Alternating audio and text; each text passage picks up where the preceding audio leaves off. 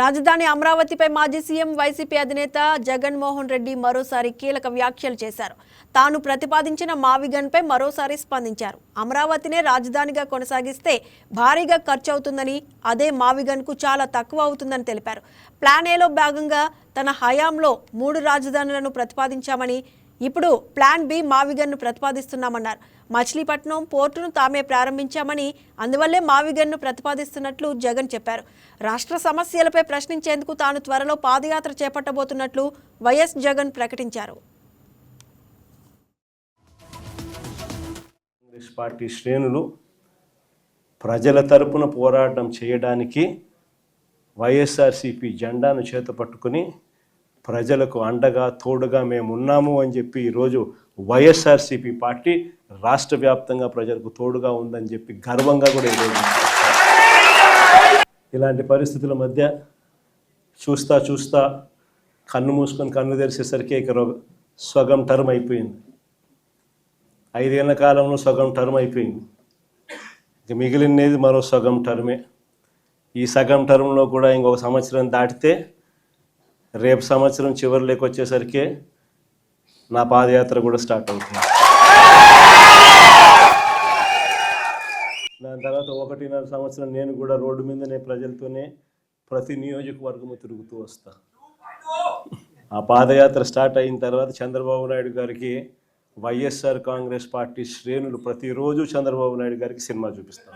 మేము ఇంతకుముందు మంచి ఆలోచన చెప్పినా నేను నీకు, ఇంతకుముందు ప్లాన్ ఏ కింద రాష్ట్రంలో అన్నిటికన్నా పెద్ద సిటీ విశాఖపట్నం, దాంట్లో పెడితే అసలు ఎటువంటి ఖర్చు అవసరం లేదు. కర్నూలులో న్యాయ రాజధాని కింద అప్పట్లో కర్నూలుకు మనం మాటిచ్చినాము, అది నెరవేరుస్తూ అక్కడ న్యాయ రాజధాని పెడుతూ ఇక్కడే అమరావతిలో లెజిస్లేటివ్ శాసన రాజధానిని కూడా తీసుకొస్తే బాగుంటుందయ్యా అని చెప్తే నానా యాగి చేసి రాజకీయాలు చేసి అది వద్దు అన్నారు. సరే పోనీ అది వద్దు, పోనీ ఈ ప్రాంతంలో అయినా కానీ నువ్వు చేసే పనికి అసలు రాజధాని లేకుండా పోతుందయ్యా, ఆ పని చేయకుండా కనీసం ఇక్కడైనా ఆలోచన చేయి. మచిలీపట్నంలో నువ్వు కాదయ్యా పోర్టు కట్టింది, మేము కట్టాం. మచిలీపట్నం నుంచి విజయవాడకు కేవలం 70 కిలోమీటర్లు, విజయవాడ నుంచి గుంటూరుకు మరో 40 కిలోమీటర్లు, మొత్తం ఈ 110 కిలోమీటర్లు హైవే ఉందయ్యా. విజయవాడలో ఇంటర్నేషనల్ ఎయిర్పోర్ట్ ఉంది, మచిలీపట్నంలో పోర్ట్ వస్తూ ఉంది.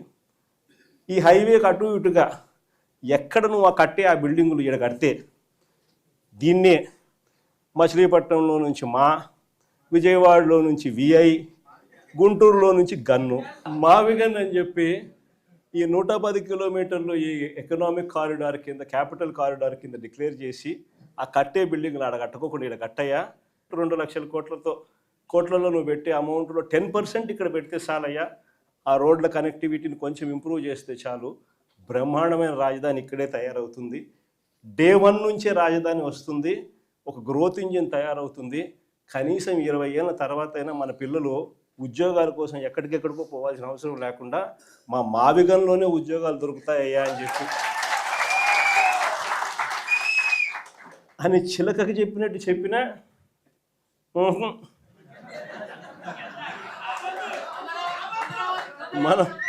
మనం ఎంత బాగా చెప్పినా కానీ, ఎంత లౌక్యంగా చెప్పినా